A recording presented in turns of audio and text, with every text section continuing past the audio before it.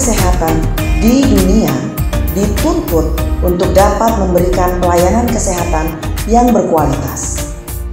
Organisasi Kesehatan Dunia atau World Health Organization mewajibkan kepada seluruh rumah sakit untuk dapat memberikan pelayanan kesehatan yang aman bagi pasien, berfokus pada pasien, efektif, efisien, cepat, terintegrasi, dan tidak membeda-bedakan pasien berdasarkan suku, jenis kelamin, letak geografis, dan juga status sosial ekonomi.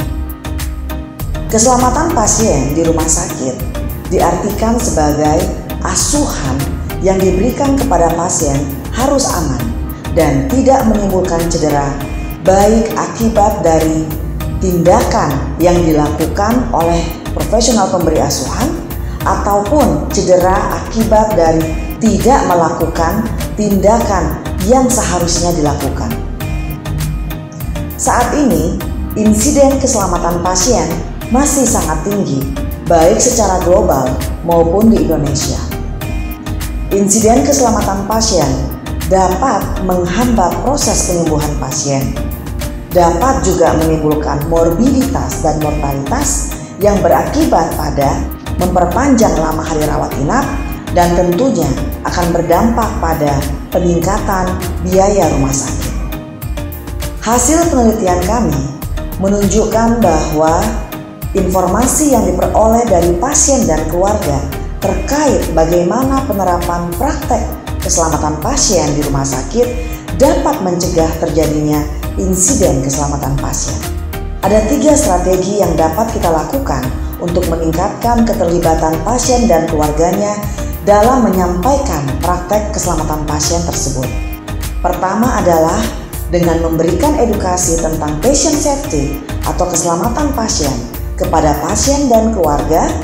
Yang kedua adalah dengan mendapatkan feedback atau umpan balik melalui survei kepuasan pasien dan juga laporan insiden keselamatan pasien. Yang terakhir adalah melalui meningkatkan keterlibatan pasien dan keluarganya dalam perencanaan perawatan pasien selama di rumah sakit. Tujuan dari kegiatan pengabdian kepada masyarakat yang kami lakukan ini adalah untuk memberikan edukasi tentang pentingnya patient safety atau keselamatan pasien kepada pasien dan keluarga, sehingga mereka akan lebih memahami bahwa dengan mereka menyampaikan apa saja praktek keselamatan pasien yang mereka peroleh selama dirawat di rumah sakit dapat mencegah terjadinya insiden keselamatan pasien. Healthcare Associated Infection atau infeksi yang berhubungan dengan pelayanan kesehatan merupakan infeksi yang terjadi pada saat menerima pelayanan kesehatan. Terjadi di rumah sakit atau fasilitas kesehatan lainnya muncul setelah 48 jam atau lebih setelah masuk rumah sakit atau 30 hari setelah mendapatkan perawatan kesehatan. Siapapun yang mendapatkan perawatan medis dapat terkena infeksi ini. Namun, ada beberapa golongan kelompok umur yang bisa mendapatkan infeksi. Misalnya, anak-anak yang berusia muda, bayi prematur, maupun orang tua yang berusia lanjut dan lemah. Dan beberapa orang yang mendapatkan perawatan-perawatan, misalnya penyakit tambahan diabetes. Dan bagi orang yang mendapatkan perawatan atau penyakit yang menyebabkan kekebalan tubuhnya menurun, atau kondisi-kondisi penyakit yang misalnya mendapatkan radioterapi yang akhirnya menurunkan kekebalan tubuh dari pasien tersebut. Jenis infeksi yang paling sering terjadi di fasilitas kesehatan, terutama di rumah sakit, misalnya ventilator associated pneumonia, infeksi saluran kemih, infeksi saluran darah, dan infeksi daerah operasi.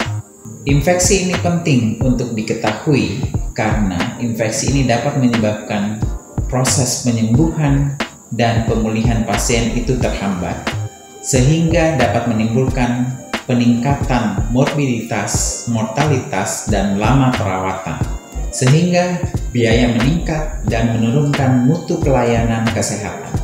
Kewaspadaan standar dirancang dan diterapkan sebelum adanya hasil pemeriksaan laboratorium dan setelah pasien didiagnosis. Tenaga kesehatan seperti dokter, pembuang sampah, perawat, bahkan keluarga pasien serta pasien sendiri itu sangat berisiko terinfeksi. Oleh karena itu sangat penting pemahaman dan kepatuhan petugas serta keluarga dari pasien untuk menerapkan kewaspadaan standar agar tidak terinfeksi. Adapun kewaspadaan standar yang harus diterapkan dan dipatuhi berdasarkan Peraturan Menteri Kesehatan tentang Pedoman Pencegahan dan Pengendalian Infeksi di Fasilitas Kesehatan, yaitu: pertama, kebersihan tangan; kedua, alat pelindung diri; ketiga, dekontaminasi peralatan perawatan pasien; keempat, pengendalian kesehatan lingkungan; kelima, pengelolaan limbah; dan keenam, penata laksanaan linen; ketujuh, perlindungan kesehatan petugas; kedelapan, penempatan pasien atau pemisahan pasien-pasien infeksi; dan sembilan, bagaimana beretika batuk dan bersin, dalam hal ini hygiene respirasi. Yang ke-10, praktek menyuntik yang aman. Dan yang terakhir, praktek lumbal fungsi yang aman. Ada 6 penerapan keselamatan pasien dari perspektif pasien dan keluarga yang akan kami sampaikan melalui kegiatan pengabdian kepada masyarakat kami. Yang pertama adalah informasi tentang gelang identitas pasien. Yang kedua adalah meningkatkan keterlibatan pasien dalam perencanaan perawatan pasien. Yang ketiga adalah kewaspadaan petugas kesehatan dalam memberikan obat kepada pasien. Yang keempat adalah keterlibatan pasien terhadap tindakan yang berisiko tinggi. Yang kelima adalah pandangan pasien dan keluarga terkait bagaimana petugas kesehatan atau profesional pemberi asuhan melakukan mencuci tangan. Yang keenam adalah perhatian petugas kesehatan atau profesional pemberi asuhan pelayanan terhadap keamanan lingkungan perawatan. Sasaran keselamatan pasien yang pertama adalah mengidentifikasi pasien dengan benar. Untuk itu, maka setiap rumah sakit diwajibkan agar memiliki regulasi yang dapat menjamin ketepatan identifikasi pasien. Adapun tujuan dari sasaran keselamatan pasien yang pertama adalah untuk memastikan ketepatan pasien yang akan menerima pelayanan ataupun tindakan, dan juga untuk menyelaraskan pelayanan atau tindakan yang akan diterima dan sesuai dengan kebutuhan pasien tersebut. Bentuk identifikasi dari gelang identitas itu terdiri atas 4, dan dalam pelaksanaannya minimal 2 dari 4 bentuk identifikasi tersebut dapat dimasukkan ke dalam gelang identitas. Yang pertama adalah nama pasien, yang kedua adalah tanggal lahir, yang ketiga nomor rekam medik, dan yang keempat adalah nomor induk kependudukan. Lalu bagaimana penerapannya di dalam rumah sakit? Gelang identitas ini harus dipasang saat pasien masuk rumah sakit. Kemudian perawat atau tenaga kesehatan akan menjelaskan fungsi dari gelang identitas dan juga dengan cara memastikan apakah nama dan tanggal lahir tersebut telah sesuai dengan identitas dari pasien yang dirawat. Kemudian, pada saat akan melakukan tindakan atau pengobatan, akan melakukan prosedur diagnosis, dan juga pada saat akan memulai suatu interaksi dengan pasien, maka perawat ataupun tenaga kesehatan atau profesional pemberi asuhan harus meminta terlebih dahulu pasien menyebutkan nama dan tanggal lahirnya, dan kemudian perawat dan juga tenaga kesehatan melakukan mencocokkan nama dan tanggal lahir pasien dengan gelang identitas tersebut. Sasaran keselamatan pasien yang kedua adalah meningkatkan komunikasi efektif antara profesional pemberi asuhan terkait kondisi pasien, baik verbal maupun melalui telepon. Kita akan menyaksikan bagaimana kedua perawat akan melaksanakan kegiatan operan untuk mengevaluasi kondisi kesehatan pasien dan melibatkan pasien dalam perencanaan perawatannya. Selamat pagi Bu Ratna. Selamat pagi, Nurs. Bagaimana kabarnya hari ini Bu? Masih sesak, Nurs. Masih sesak, oh iya. Bu, ini saya bersama dengan Nurs Fatima yang akan bertugas untuk dinas pagi hari ini karena saya yang bertugas tadi malam telah berakhir. Oke, selamat pagi Bu. Selamat pagi, Nurs. Saya Fati, nurs yang bertugas pagi ini dari jam 8 sampai jam 2 siang nanti. Nurs Fati, Ibu Ratna masuk dengan keluhan sesak nafas dan batuk dengan diagnosa medis saat ini yaitu suspek TB. Tadi malam kami telah memposisikan Ibu Ratna dengan posisi semipolar dan pemberian oksigen 6 liter per menit. Bagaimana batuknya Bu hari ini? Masih batuk. Masih dahaknya bagaimana Bu? Belum keluar. Sesaknya bagaimana Bu? Masih juga sesak. Itu Nurs Fati karena Ibu Ratna batuknya masih berdahak dan masih sesak. Tolong untuk pagi ini lakukan fisioterapi dada ya Bu, Nurs, dan juga untuk pengobatannya tolong kolaborasikan dengan dokter DPJP-nya. Oke, baik Bu. Nanti sekitar setengah jam kemudian saya kembali lagi ke sini untuk membantu Ibu melakukan fisioterapi dada. Nah, jadi fisioterapi dada ini dilakukan untuk membantu Ibu mengeluarkan dahaknya Ibu. Nah, sebelum melakukan fisioterapi dada, Ibu sebaiknya minum air hangat dulu ya Bu, sebanyak kurang lebih 500 ml, sama persis besarnya dengan gelas yang Ibu punya. Setengah jam kemudian saya kembali lagi, silakan Ibu beristirahat dulu. Istirahat Bu. Sasaran keselamatan ketiga yaitu adalah keamanan dalam pemberian obat. Rumah sakit, puskesmas ataupun unit kesehatan lainnya dalam akreditasi telah diatur terkait dengan bagaimana penerapan pemberian obat yang aman buat pasien. Dalam pemberian obat kepada pasien, perawat harus melakukan pengkajian, ya. Pengkajian terhadap pasien yaitu apakah pasien ada riwayat alergi terhadap pengobatan. Salah satu bentuk pertanyaan yang diberikan kepada pasien itu adalah apakah setelah pasien mendapatkan obat atau mengkonsumsi obat sebelumnya pernah ada alergi terhadap obat, pernah ada keluhan gatal, mungkin ada keluhan sesak nafas, mual dan muntah. Itu merupakan salah satu bentuk alergi terhadap pemberian obat, sehingga hal ini perlu untuk kita kaji sebelum melakukan pemberian obat kepada pasien. Langkah selanjutnya, jika tidak ada riwayat alergi terhadap pemberian obat, maka yang harus dilakukan oleh seorang perawat adalah memastikan bahwa obat yang diberikan kepada pasien itu adalah obat yang benar terhadap pasien yang benar, ya, dengan mencocokkan pada gelang identitas pasien.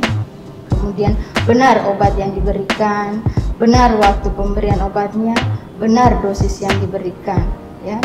Selanjutnya, setelah obat diberikan kepada pasien, maka perawat harus mampu memastikan bagaimana efek daripada obat yang diberikan kepada pasien. Bagaimana kenyamanan pasien, apakah ada reaksi tertentu setelah obat tersebut diberikan. Setelah melakukan pengkajian terhadap atau melakukan evaluasi terkait dengan obat yang telah diberikan oleh pasien, maka perawat melakukan pendokumentasian. Semua tindakan keperawatan yang dilakukan harus didokumentasikan, meliputi yang pertama itu adalah nama pasien, selanjutnya nama obat, dosis obat, rute pemberian obat, waktu pemberian obat, bagaimana respon pasien, semuanya didokumentasikan dalam catatan keperawatan untuk memberikan jaminan bahwa obat yang diberikan kepada pasien aman sehingga memberikan efek yang diharapkan. Sasaran keselamatan pasien selanjutnya adalah keterlibatan pasien dan keluarga pada tindakan berisiko tinggi, khususnya pada tindakan pembedahan atau operasi. Pada bagian ini, pasien dan keluarga berhak untuk mendapatkan penjelasan dari dokter penanggung jawab pelayanan atau DPJP terkait beberapa hal. Di antaranya, persiapan pasien, prosedur tindakan yang akan dilakukan, bagian tubuh yang akan dilaksanakan tindakan tersebut, risiko yang bisa terjadi dari tindakan berisiko tinggi, baik pada saat tindakan tersebut dilaksanakan ataupun efek jangka panjang dari tindakan tersebut. Selanjutnya adalah alternatif terapi yang tersedia selain dari tindakan yang dimaksud. Seluruh informasi ini perlu diterima oleh pasien dan keluarga sebelum menandatangani surat persetujuan tindakan. Untuk itu, pasien dan keluarga sangat dihimbau untuk mengajukan pertanyaan terkait hal-hal yang belum jelas atau jika membutuhkan informasi lebih lanjut. Selain itu, pasien dan keluarga perlu dilibatkan dalam proses penandaan lokasi atau bagian tubuh yang akan dilaksanakan tindakan pembedahan. Tujuannya satu, agar tidak terjadi kesalahan lokasi operasi, pasien aman, dan tentunya keselamatan pasien atau patient safety dapat terwujud.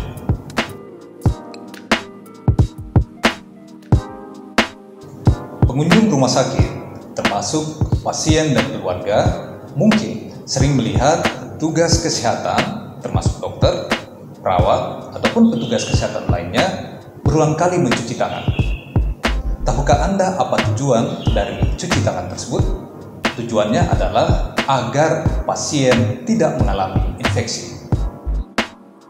Perlu pasien dan keluarga ketahui bahwa infeksi dapat terjadi melalui sentuhan tangan. Misalnya, perawat atau petugas kesehatan yang telah menyentuh satu pasien, kemudian menyentuh pasien lainnya pada daerah luka atau daerah yang terpasang infus tanpa mencuci tangannya terlebih dahulu, maka berisiko mengakibatkan infeksi pada pasien lainnya.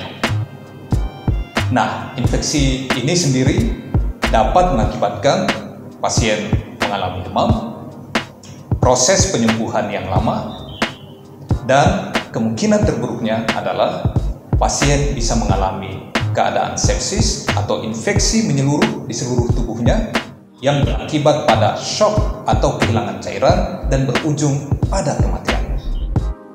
Untuk itu, pasien dan keluarga sangat penting untuk mengetahui beberapa hal. Pertama, petugas kesehatan, baik itu dokter, perawat, maupun petugas kesehatan lainnya wajib melakukan cuci tangan sebelum ataupun sesudah berinteraksi dengan pasien. Kedua, pasien dan keluarga berhak untuk menolak disentuh oleh petugas kesehatan yang belum melakukan kebersihan tangan atau cuci tangan. Ketiga, cairan antiseptik tersedia di dekat petugas kesehatan, di dekat area rawat jalan, atau di dekat tempat tidur pasien, atau dekat kamar pasien di area rawat inap. Berikutnya, kami akan mengajarkan cara cuci tangan yang benar. Langkah pertama yang harus dilakukan oleh pasien dan keluarga adalah mencari cairan antiseptik, atau jika tidak menemukan cairan antiseptik, bisa menggunakan wastafel dengan sabun serta air yang mengalir. Langkah selanjutnya adalah ambil cairan antiseptiknya atau sabunnya, kemudian gosokkan pada kedua telapak tangan secara merata. Setelah itu, gosokkan pada kedua punggung tangan secara bergantian, termasuk menggosok sela-sela jari. Langkah selanjutnya adalah menggosokkan kedua telapak tangan secara bersamaan sambil menggosokkan sela-sela jari. Setelah itu, melakukan tindakan mengunci dengan cara seperti ini, dengan mengaitkan kedua ujung-ujung jari.